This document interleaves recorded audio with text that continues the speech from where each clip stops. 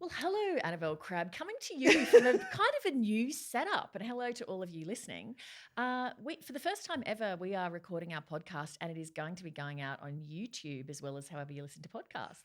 Right. So there'll be a link in the thing if by any chance you want to watch us do this in video format rather than just listening to it, as is more sensible, then that is fun. So this morning, when I was driving here, I dropped my 16-year-old daughter at school and I said, "Hey, Lee and I are filming the podcast today." And she goes, "Uh-huh." And I said, we might even, put something up on TikTok. And she said, it was the most appalling burn. She says, "Hey, Mum, that's really cool. That's totally cool. That's absolutely as cool as you think it is." Just like actually have a burn That on me. is hilarious. Yeah, it's so funny because Ant, who produces this, our friend Anthony, when we were talking about should we record the podcast and put it on YouTube, we were going, who would possibly want to watch us? And he said, we have some podcasts that get a larger audience watching on YouTube than actually listen to it as a podcast, which kind of boggles my mind. But hilariously, for this first time ever, normally, as Crabb points out on the podcast, I come slopping into these things in activewear looking like the robber's dog. And I just happened to have come in today. I had a photo shoot yesterday. So you've still got good hair. Still got good hair. Like this. And I had a meeting at work this morning, and so I've got makeup on and I'm dressed fairly nicely. So I just, it's a very unusual occurrence for me to actually look half presentable. Well, I don't have makeup on, but I did have a board meeting this morning, so I've got sort of, my hair looks less catastrophic than normal, and I'm wearing, non-pajamas. This is our way of saying to people, don't get used to us looking presentable. If you're one of these people who watches a podcast rather than listens to it. Anyway, if you do, welcome along, and I'm happy that it works for you. What have you been up to? How many fingers am I holding up? What have you been up to, Missy? Well, as you know, I turned 50 recently, and because I'm an idiot, I decided to celebrate this milestone by agreeing to do a one-woman fringe show. Oh, Thus ensuring that I would close out my 40s in a state of gibbering fear and paranoia. And now it's can I interrupt you? I'm going to pull you up on something that your sister-in-law, in fact, asked me to pull you up on. Oh, good. Which is referring to yourself as an idiot and putting yourself down. Oh. You're not allowed to do it anymore. Okay. And she tasked me with ensuring that you're not allowed to do that anymore because you're not an idiot. And so why call yourself an idiot? And so you're not allowed to. I'm going to jump on you for doing things like that. Anissa? Oh, right. Well, God, she's clever. So, I mean, so are all the others. That's right. Oh, great. Now I'm going to be bailed up by your other sisters-in-law. If it was Margot, blow it off. Margot's going to be saying, you're banned from allowing Crabb to criticise her other sisters-in-law. Anyway, so you decided in a completely rational move. A go-getting lady who does not let the grass grow under her feet. Look what you've unleashed, Anissa. Thank you. Yes. So I think someone rang me, Daniel from Gluttony, which is a great venue at the Adelaide Fringe. It's like a 900-seat tent. And he's like, "Do you want to do a show?" And I think I sort of said, well, I could do a show about like maybe 50 things I've learned from 50 years of life, because it's a 50-minute show. And I'm like, well, that works. Easy. And it was almost as though I'd already done the mental work on it just by coming up with that idea. Right. So then I just forgot about it for ages. Good. Anyway, now I have written it. So, I mean, it's very, Was it very hard to come up with 50?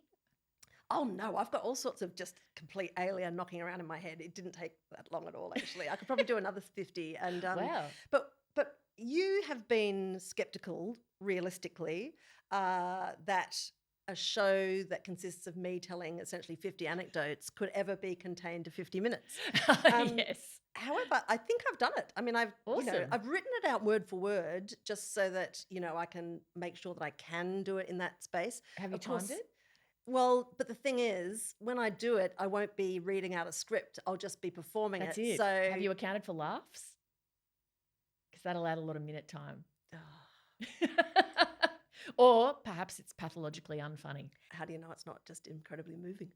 It might be. No, there's a lot of terrifying. I actually know, listeners, because I've read it and it's bloody hilarious and fantastic. So, yeah, it's going to be great. So get yourself along to that. Yes, so it's at Gluttony, opening weekend of the Fringe in Adelaide, which is just an outstanding time to be in Adelaide. It's just like I'm taking my whole family because my kids are just like this is something we like to do with you for work. On the 16th, 17th, no, shit, the 17th, 18th and 19th, and it's called 50 Odd Years of Crabb. Lovely. And it's going to be excellent, and I'm not an idiot. Good on you. Well done. I've always wanted to go to Wome Adelaide, which I've never done. Well, the thing about South Australia, right, is that February and March are just completely bonkers. Like everything is on. And as a result, I cannot think of a city that is more pleasant to be in at that time than Adelaide, because everything's open. There's like all the parks are full of, in the Fringe, the parks at the end of Rundle Street just become these incredibly diverse venues. There's just tents and shipping containers with like sort of 20-seat venues to 1,000-seat venues. And you can just wander around and just walk into something. You can book stuff, and then there's the festival, and then the Writers' Festival and WOMAD. I mean, it's all happening. It's nuts. Speaking of places where it's all happening, so I went to Melbourne in January to go to the Australian Open, which I had booked tickets to last year to the finals and then got COVID, so couldn't use them. I remember that. That was a sad day, wasn't it? Because they were face. Because you had the women's grand final tickets. Women's final and the men's final tickets last year. Anyway, so I went this year. I went to the semis and I did get to see Novak Djokovic, which was fantastic. And God, that is a great event. The atmosphere is so incredible. Everyone's just happy and having a great time. And it's just, I mean, as you know, I'm fascinated by the psychology of those sports peeps. So I just spend the whole time studying them and watching what's going on. Anyway, it's just an absolute I love that you go to the tennis for anthropological reasons. It was a ball. And there's a show on Netflix. I've only watched one episode called Breakpoint, and it's about elite level tennis.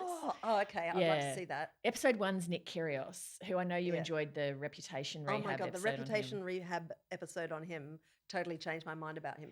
Yeah, I kind of I can't help it. I love Nick Kyrgios. I like that he brings entertainment and that he's a showman. Would you date him? Oh, you probably would. I'm old enough to be his mother. I think you'd be into it. Be quite an adventure. Anyway, so that was kind of interesting. Sorry, that was a gross thing to ask. I now recognise that. I was just trying to perforate the otherwise getaway opening to this show where I'm like, I love Adelaide in March, but what about Melbourne? I mean, it's so fabulous. We send your public dollars our way. I promise we're not going to run around all the capital cities. No. But while I was there, I did 2 other things that were really interesting. One was the Alexander McQueen exhibition at the NGV. As we all know, I'm a massive devotee of fashion art. Yeah. Oh God, I was in heaven. But I dragged my friend Lisa Miller along, who's not a devotee of fashion art. Right, okay. And so I was spending the whole time just grabbing her and going, oh, look at these headpieces. This is heaven. And she was like, oh yeah. Another fascinator, great. Yeah, good. All right. So did they have like Isabella Blow kind of, because he had a little collaboration with... They referenced her, but someone had done there were some headpieces there by her, but then there were also bespoke See our parallel headpiece podcast for further detail. Also available on YouTube. We went to the Isabella Blow exhibition at the Powerhouse. It was awesome. So this was a brilliant companion piece to that Isabella Blow exhibition. So it's just, I mean, Alexander McQueen's just a very interesting personality. I really like the clothes and find it fantastic. And it's very, very well done and curated. And so if you are into that stuff, I mean, I can't believe you've not been to it yet, because just haven't been in Melbourne. there. I don't know why, when it's so fabulous at this time of year. Oh, did you watch the McQueen doco? No, but I should. Right, you've got to get straight onto that. Yeah, I've got to get onto that. And then also in Melbourne, there was an exhibition which has been incredibly popular in Melbourne, and there was a queue down the street of people to get in who'd booked tickets. It's timed entry. It's you called pulled Time. Your superstar, I did. Queue jumping. You did? Oh I my did. God. It's called Time, and it's by an artist called Roan. And it was really interesting and amazing. I really liked it. Some people absolutely love it and find it very impactful. It's done in Flinders Street Station, in this kind of abandoned part of Flinders Street Station, where he's built offices and areas to replicate things from a certain era, like a mailroom, a secretarial pool, the train kind of, controller's office and whatever. Right. And it looks really, really old, but it's all made from new things. So he's got IKEA things that have then been transformed to look kind of old. It's really difficult to explain. And he has these gigantic images of young women's faces in each of the rooms as well. It's eerie. You have a sense of like you've stepped into somewhere where maybe the humans have been like zapped up by an alien spaceship or something, because everything looks like it was mid doing something. And Wow. so, and the fact that it's in this kind of abandoned part of Flinders Street Station really adds to it and makes it work really well also. So yeah, it's incredible. And yeah, it's been so popular in Melbourne. People have just absolutely flocked to it. All right. Gosh, haven't you been a well-rounded cultural person? Very, very well-rounded and cultural. And you've been like getting ready to do Australian Story too, right? Like, yeah, I have. So that comes back on the 27th of February. So I've been getting to know the new team there and working on various bits and pieces. And we did some test runs yesterday of the new opening for the show and whatnot. So that's all been great, and I've been enjoying who's the new that. victim? Can you say who the first show is? I'm putting you on the spot. Better get you in not trouble with ABC at the publicity. moment. But I mean, you know, the thing with Australian Story, and one of the reasons it's such a great show and has been so beloved for so many years, is that you can literally switch on any week and it'll be, you know, often someone you haven't heard of who's got a fascinating yarn. And then you get the ones where it's someone famous and you get kind of an interesting deep dive into them. So, yeah, so that'll be back soon. I love the Battle with Oz Story. It's sort of a bit like conversations on the ABC radio, where you think, oh, I don't need to watch that. I can't spare half an hour. And then you watch the first 20 seconds, you're like, oh, actually, I've never heard of you. I don't have to listen to you. Oh, yeah. Oh my God. This was a fatal trap for me when I used to finish 7:30 on a Monday night, because I love to get the makeup off really fast and just get out the door. Yeah. And the monitor would still be going, showing the start of the next show, which was Australian Story. And so I'd be taking my makeup off and I'd be like kind of watching. And then invariably what would happen is I'd get completely hooked into it. And I'd be saying to myself, just go home. You can go watch this on iview later. Be like, oh, but I'm just like, I'm hooked now. They've hooked me. Those nefarious people over there. Yeah, anyway, so that's been pretty fun. And then, I've just been kind of indulging in various other cultural things that are a bit less highbrow than Alexander McQueen and Road. Okay, so my friend Melissa came down from Brisbane and she got me onto this show called Below Deck. Is it porn? Sounds a bit like it could be porn. Is it sailor porn? It's Roger the Cabin Boy, episode 2. I bet you there'd be a lot of our audience who would go, oh, she's on to Below Deck, you beauty. Really? It's a reality show. Because I'm a bit more high-minded, so I've never heard of it. Exactly. So, yeah. Funnily enough, now that I've started watching it, I've seen it advertised on buses and stuff, so it's quite popular. Okay. So it's a show that's set on a luxury boat, like a charter boat that people can hire. The version I've watched is American, but there's apparently Below Deck Australia as well. So it's a reality show. It's a reality show. Oh. So it's a captain and his crew who run this charter luxury thing that's hired by extremely rich people and their friends. Right. And so the season I've been watching, they go to the British Virgin Isles and they're sailing all around the place. And so the captain, who looks like the captain from Central Casting, he's like Captain Stubing off the Love Boat. There's him. Then there's the kind of deckhand part of the crew. It's got a bit of an upstairs downstairs vibe, because there's the like deckhand crew who keep the boat kind of running, and then there's the side of the crew, the stewards who make the beds and do the cooking and all of that kind of stuff. So this is all real, like it's real. It's real. Okay. And so they're filming every episode. There will be a different group of people that come on, and so incredibly rich people who have rented a boat and then are totally fine with a full documentary crew being there, recording their every move. Like People every are reality so strange. show. Like if any I had reality enough show. money to rent a boat, there's just no way I would let some festy crew on there to come and embarrass me. Well, look, I'm not going to get any argument with me, but some people are into it apparently. But it confirms your every worst fear about when you're on a flight, when you're on a boat, when you're on any form of thing where there's people serving you, that behind your back they are going, what Spitting about that? Things. That, curly-headed poodle up on the top deck. Hey, my sister-in-law will not let that sort of thing be said about me. I'm a strong, independent woman. I'm not an idiot. She said you can't say it about yourself. Oh, she didn't say, I can't say it about you. All right. I'm more scared of her than I am of you. Yeah, so I'm just going to be completely obeying everything she told me. That was, and so it kind of follows their interaction, I guess, as a group and what they think of the guests, but then also the tensions that exist within the crew themselves. Right. And is there just lots of shagging as well? Yeah, because they get, cabin fever and they're stuck away for long periods of time. They work so hard. Oh my goodness. Anyway, the girl who's the chief steward is kind of very arch and has a very dry sense of humour. Right. So she's very kind of entertaining to watch her chat about things. There was an episode which made me laugh so hard where this Actually, one thing I should say that's just gobsmacking is the level of sexual harassment from the guests of the crew. It's Oh, nice. gobsmacking because obviously they're always drinking. So the male crew are so harassed by women who want to like touch their abs, Oh, and God, it's just right. absolutely gross. Any other workplace, you just would not get away with it. Anyway, this chief female steward, Kate, her name is harassed by this bloke who's a guest, and he calls her up for you're not smiling enough. You seem pretty sour, and we just want to see you smile. Chicks love that. Chicks love to be told to smile more. So she's really annoyed. So she's really good at the art of towel folding and stuff. So she makes the towel I was fold. good at the art of towel folding. She makes the towel fold on his bed into the shape of a giant penis. Yeah. And then she claims later when it becomes apparent, because they kind of have to survive on tips, and so the crew's really cross at her, and she's kind of points out like, I'm the one who's been harassed by this tool. But anyway, she claims that you could say it was a bird of paradise. She said it's a rocket ship. She was like, it's not a penis. I didn't leave a penis on a guest bed. It's a rocket ship. And the captain calls her up and he's basically like, rocket ship my ass.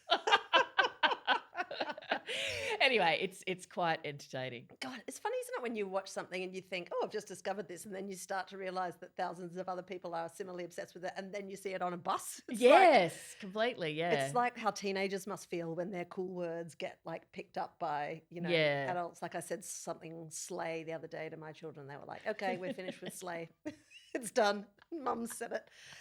That's what I fear is about to happen to YouTube now. That absolutely. YouTube it's and TikTok dead. are over. It's a smoking over. heap. Absolute smoking heap. It's like that time I got poked by my mother-in-law on Facebook. And I'm like, everybody's on Facebook now.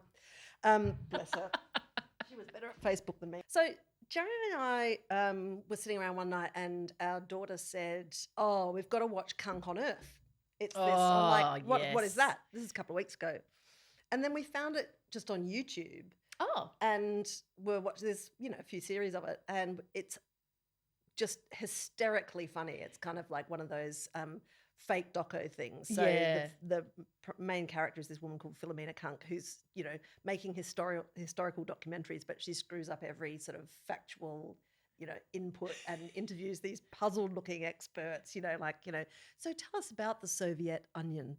And the guy's like, I think you mean union. No, I mean onion. That's what it says on my notes, And it's so dumb, but so funny. And it's kind of like, it's like early days Ali G, kind of where... Yeah, well, okay, so I've seen the promo for this and it looks really hilarious. But I've got some questions that you might be able to clear up. The character's played by a woman called Diane Morgan, by the way.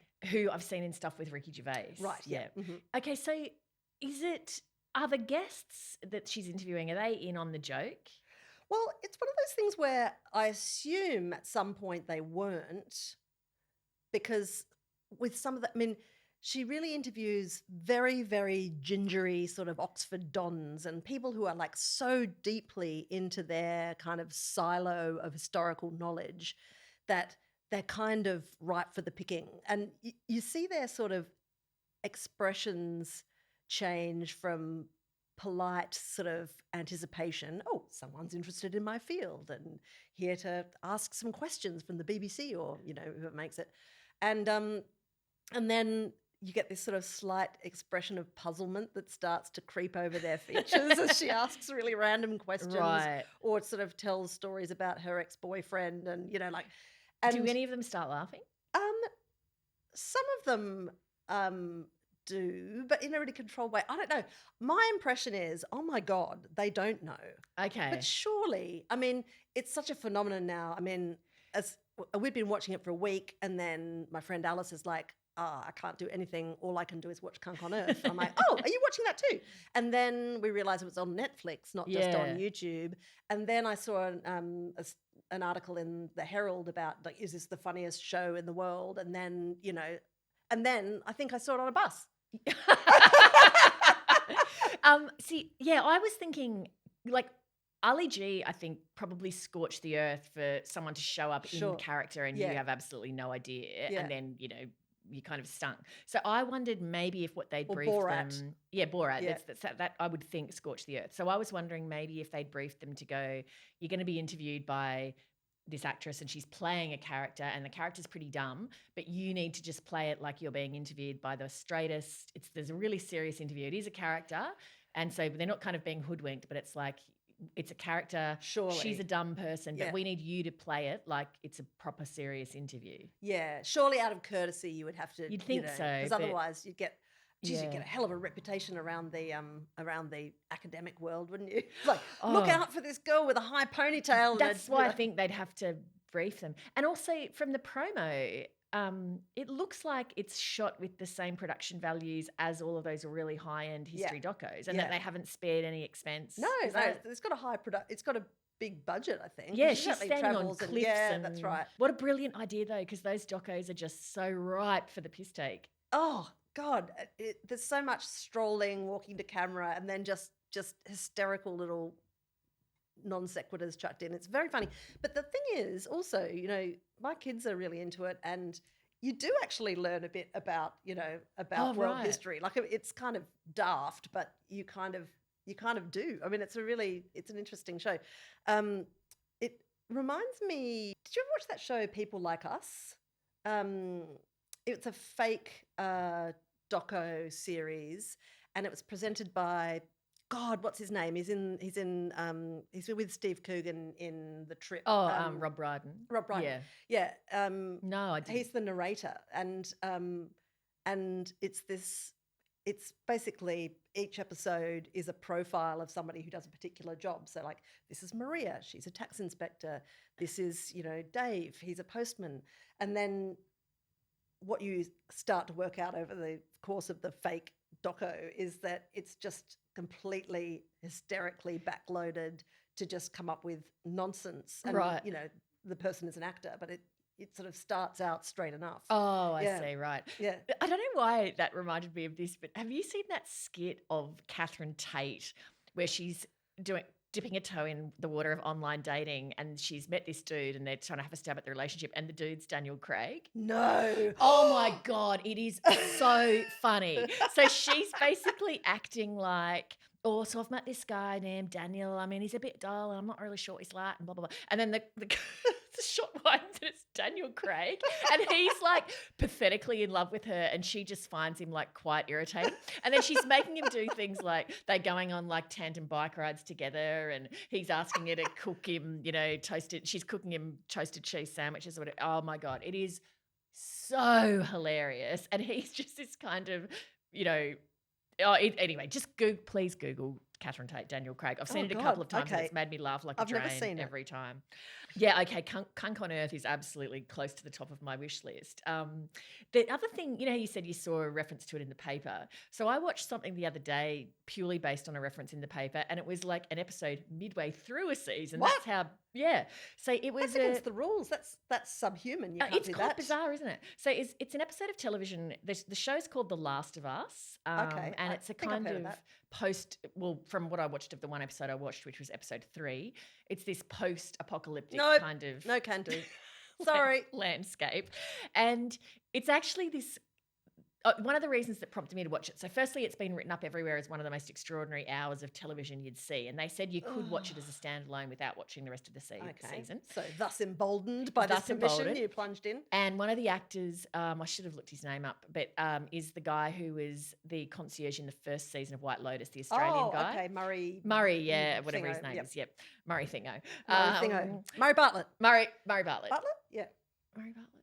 Yes. Okay. Too late now. His name's Murray Bartlett now. Murray Bartlett, you will now be known. We hereby christen you Murray Bartlett. Mate, I think that is actually his name. It is. We just got the thumbs up from out in the control room. See, this is the other thing now that we're doing YouTube. We've got a control room. Also, I can't do the Google of shame, you know, when I can't remember somebody's name. No, I still will do it. But, yeah. So he was one of the actors in it, and I absolutely adored him in that show. So I thought, okay, I'm going to watch it on the strength of you. So it's this post-apocalyptic world, and there's this bloke, not Murray Bartlett, the other bloke. He's living by himself. And one of the things that I loved about the premise is he was like a doomsday prepper, and he's been proved right. Right. So he's a hardcore dude who owned a lot of guns, and he had a lot of tinned food, and he had booby traps all around his house, and that's been rewarded. Okay. You know, the answer is doomsday prepper. Yeah. You are correct. Anyway, this bloke, another bloke, Murray Bartlett, he comes across him on his property. He wants to shoot him because they're going to infect each other with zombie disease, whatever it is. Anyway, then they kind of get together And then I try to kind of don't want to spoil it. This all happens early, so I've not spoiled anything yet. And then it follows the course of their relationship. At a certain point, early on, it gets to a point where I feel like, oh, yeah, I get it. I'm watching Brokeback Lost or- Mountain yeah. with zombies. All right. And then it suddenly shifts in tone in the most clever way and shifts to becoming quite comical. But it's I didn't walk away going, wow, that's one of the best hours of TV I've ever seen. But I did walk away thinking it had some utterly sublime moments that were worth watching okay. for those moments. My it was thing great. with post-apocalyptic things is it's like reading Cormac McCarthy, The Road. Like Yeah. I understand that it's a terrific creative piece of work, but it just makes me feel so despairing to read it that I just can't. Yeah, this didn't.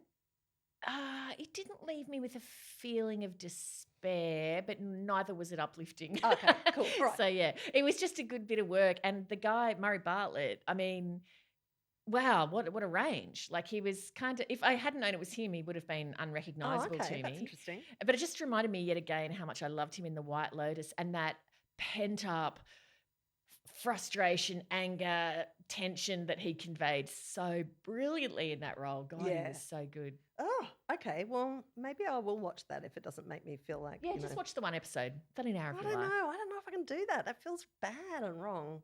What if I give you something that would be an antidote that at the end of it you could definitely listen to and it would 100%, I guarantee, make you feel good? Okay. Yeah. Okay. Yeah. There's a podcast, a companion podcast for Better Things, which we absolutely adored. Oh.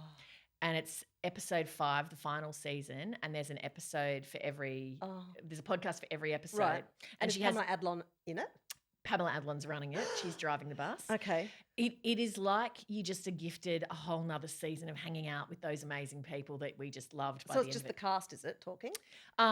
She has a different cast member every week, and there's one episode, I forget what number it is, but I mean you'll listen to all of them. But there's one with an actress called Cree Summer, who is her friend who's got the long dreadlocks and who wears the hat. Do you know her friend? Paisley. No. It's something like that. Her name's Yeah. something like that. And she's the woman who's just split up with her husband, and she's really, really devastated. Oh, by sorry. it. The grown-up friend, not the kid. The grown-up friend, yeah. Oh, yeah. Pamela okay, Adlon's yeah. friend with the Yeah. dreadlocks. She shows up, and she and Pamela Adlon are clearly best buddies in real life. Literally from the second the podcast started, I was just grinning like an absolute lunatic because their energy together. I felt like I probably understood about 10% of what they were actually saying and talking about because it was all in jokes and hilarity and them just having a great time. But it was so adorable being around it. It was the biggest joy bomb ever. Oh, God, okay. Yeah. So watch episode 3 of The Last of Us and then go to the Better Things podcast and then listen to the episode with Cree Summer. So it is possible for 2 middle-aged women to do a podcast where they just swap abuse and in jokes and it's listenable. And it's actually, That is look, it gave reassuring. me heart that it's actually somewhat entertaining to do that. So I read recently Adam Kay's second book. Do you remember, like I was telling you years ago about this book by Adam Kay called This Is Going to Hurt? And it's a Yes. story, like it's a memoir essentially, of a doctor who worked in the NHS and in a hospital and just got completely burnt out. And it's kind of like, I really enjoyed that book because he's an incredibly funny writer, but it also has a great scope. Like there's just terrifying hospital anecdotes and things, but he's a really complex and gifted comedic writer. And at the end of it, like it's sort of terrible because he gets so burned out that he decides to quit medicine. Anyway, I read this book, which is his second book. Well, it's not his second book. He's written a couple of other kind of comic books, but this is sort of the sequel, and it's called Undoctored. And it's what happened to him after he quit medicine, and he decided to embark on a career as a comedy writer and as a comedian, right? And so it's about his various misadventures, and there's lots of sort of flashbacks to his past life. And one of the interesting things is that, like, in the first book, his partner that he lives with is called H, and you never know the gender of that person because clearly he's sort of trying to keep some sort of privacy for his loved ones, although not his parents, who he's constantly paying out on in book 1 and book 2 in a very funny way. If I was his mother, I'd never talk to him again. But in the second book, he reveals that he has divorced H, who was a woman, and he has now come out. That was part of his process of leaving medicine, torching his life, getting a divorce, and like falling in love with a dude. So, look, I'd thoroughly recommend the book. It's, if anything, even better written than the first one. It's all about. There's a lot about his process of coming out, finding his identity, his sort of spectacular misadventures in the early part of his career as a comedic writer. But also at the same time, I discovered that there's a TV series of the first book. So This Is Going to Hurt is a TV series. And so I watched that as well. And I'm just going to look up one of my favourite actors who's in it, and I can't remember his name because I'm well prepared. This is going to be worth it, I promise. Ben Whishaw. Oh, yeah, right, okay. And the funny thing is that Ben Whishaw is really nothing like I would picture Adam Kay being. So the TV show is sort of funny but also darker than the book. So you get, and it's quite graphic, like, like the surgery scenes are very graphic. Like I wouldn't, for instance, recommend that you watch this series. As a person who's nearly died in childbirth, I would say don't. It could be very triggering. Right. But I would absolutely recommend that you read the book. But the TV show is terrific. Like, I think it's really, really good, but it's also it's a slightly different quantity from the book, because a lot of the comedy from the book comes from the thought track of the writer, and it doesn't show up so much in the TV series. So does it not, they don't have voiceover like they did for Fleischman? You know how you No, there is a voiceover, but it's hard for me to explain why you couldn't build in all of the gags, because as a writer, Adam Kay, his sort of comic style is sort of a couple of paragraphs long. Like, he builds gags upon gags upon gags, and you can't really do that on television. I think that must be the explanation for what's happened. But that's not to say it's not funny. It is, but it's also just the darkness that is present in the first and the second book is more obvious in the TV series, because it's not leavened by this sort of constant laugh out loud stuff. Like, the thing that I like about both the books is that it is like at times really grim material, but the writing is so, like, it actually does make you laugh out loud. Right. It's sort of it keeps you in this state of quite interesting tension. All right. Also, so Ben Whishaw, my God. Funny that you said that he wasn't what brilliant. you envisaged, because when you talked about that book and then you said it's Ben Whishaw, I was like, oh, that's exactly pretty much in my head who I'd envisaged. I think because I just finished reading the second book, where basically Adam Kay talks about the long struggle that he's had with body image, and how he was overweight as a medical student, and then he developed like a serious kind of binge and purge kind of eating disorder. So the way that he describes himself is not, lean, whippity, foxy, dark-haired, bit of crumpet, which is essentially, sorry, Ben Whishaw, foul, I know, but also massively talented actor. Anyway, I think they're all definitely worth your time, and I would just give you the little trigger warning about, birthing misadventures. Well, on the sexual harassment of Ben Whishaw, after what a lovely place to end. We shall end. Oh my God. Yeah, I love how you said, like, well, the cruise boat industry, I can't think of anywhere where you get away with that sort of sexual harassment, apart from obviously this podcast. Yes. Oh God. All right, well, this has been marvellous. Nobody picked their nose, and thank you to our viewers.